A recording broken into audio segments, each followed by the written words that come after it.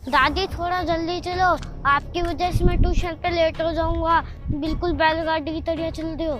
अरे बेटा, तू तो अभी बच्चा है और मैं हुई बूढ़ी। मेरे पैरों में भी बहुत दर्द है बेटा, इसलिए मैं तो आराम आराम से चलूंगी ना। ये तो मेरे स्कूल का स्टूडेंट है ना।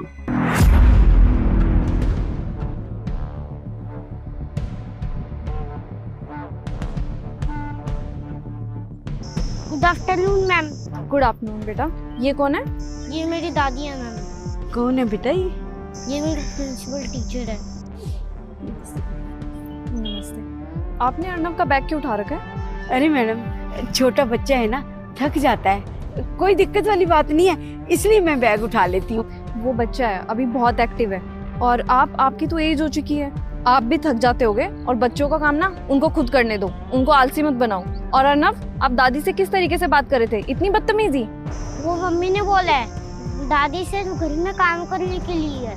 अगर दादी वो काम नहीं करेगी तो मामा उन्हें ओल्ड एज होम भेज देगी। एक काम करना अर्नव, आप ना कल अपने पेरेंट्स के साथ आना, ठीक है? और मैम पीटम तो नेक्स्ट मंथ है ना? मुझे पता है बेटा, पीटीएम नेक्स्ट मंथ है, पर आप कल अपने पेरेंट्स को जरूर लेके आना, मुझे उनसे कुछ पर्सनल बात करनी है, ठीक है? ठीक है मैम, मैं कल अपने मम्मी पापा के साथ आ जाऊंगा। और हाँ, आगे से दादी से बिल्कुल भी बदतमीजी से बात नहीं होनी चाहिए। Okay ma'am, sorry. बेटा मुझे नहीं, दादी को सॉरी बोलो। सॉरी।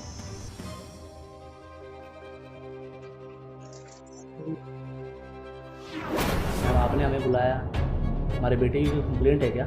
उसे कोई शैतानी तो नहीं की? अरे नहीं, अर्नव ने कोई शैतानी नहीं की है। मुझे आप दोनों से ही बात करनी थी, इसलिए मैंने उसे कहा था कि अपने पेरेंट्स को लेके आना आज। आप एक काम कीजिए, ये लिस्ट है, आप प्लीज़ इसको एक बार चेक कर लीजिए। मैम, ये किस चीज़ की लिस्ट है? सर, दरअसल ये हमारे शहर में जितनी भी ओल्ड एज होम है ना, उसकी लिस्ट है। ये मैंने आपको इसलिए दिया है, आप दोनों एक बार डिस्कशन कर लो, आपको कौन सा ओल्ड एज होम इसमें पसंद आ रहा है, क्योंकि आप लोगों को वहीं पे तो जाना पड़ेगा ना। आप कैसी बात कर रहे हो? हम क्यों जाएंगे ओल्ड एज होम? क्योंकि सर, आपका बेटा आपको वहाँ पे भेजेगा। बट अर्नव हमें ओल्ड एज होम क्यों भेजेगा? अभी नहीं, मैं तो कुछ साल बाद की बात कर रही हूँ, जब वो बड़ा हो जाएगा तब वो आपको वहाँ पे भेजेगा। क्या चल रहा है ये सब? स्कूल में बच्चों को अच्छी चीज़ें सिखाई जाती हैं और आप हमारे बच्चों को ये सिखा रहे हो कि वो हमें ओल्ड एज होम भेज दे। ये सब सिखाने के लिए भेजते हैं क्या हम अपने बच्चों को यहाँ पे?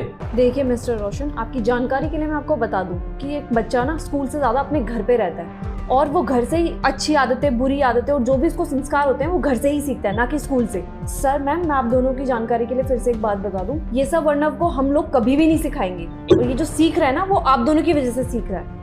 अर्नव कल मुझे मिला था शाम को, शायद वो ट्यूशन से आ रहा था, उस टाइम उसकी दादी थी उसके साथ। आपको पता है वो अपनी दादी से किस तरीके से बिहेव कर रहा था, किस तरीके से बात कर रहा था? मुझे देख के तो बहुत हैरानी हुई कि वो अपनी दादी से किस तरीके से बात करता है, किस तरीके से अपनी दादी को ट्रीट करता है। आप दोनों को क्या लगता है कि अर्नव ने ये सब कहाँ से सीखा होगा? मेरे को तो पक्का यकीन है कि ये बातें उसने आप दोनों से ही सीखी है, क्योंकि जैसा आप अपनी मम्मी से बिहेव करते होंगे ना, वही उसने देखा होगा और वही उसने देख के सीख लिया, और अब बस वो भी उनको उसी तरीके से ट्रीट करता है जिस तरीके से आप दोनों अपनी मम्मी को ट्रीट करते हैं। मुझे माफ़ करिएगा मैं ये सब बोल रही हूँ, पर एक चीज़ मेरे को आप बताना कि आप अपनी मम्मी को क्या बोलते हो? कि वो बूढ़ी बैल हैं, कामचोर हैं?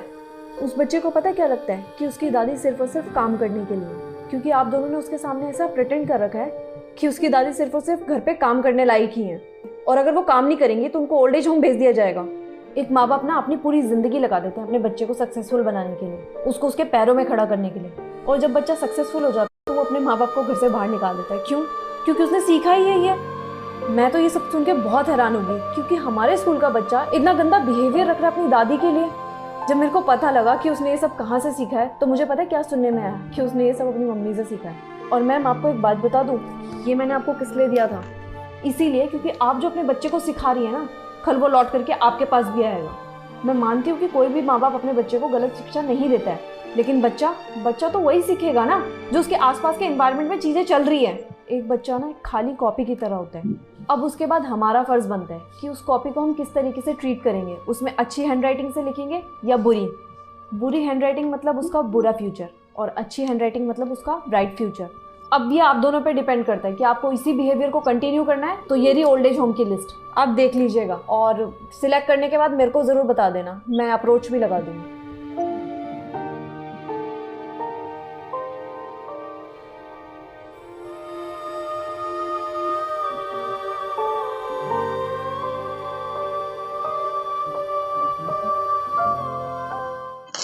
smartphone sound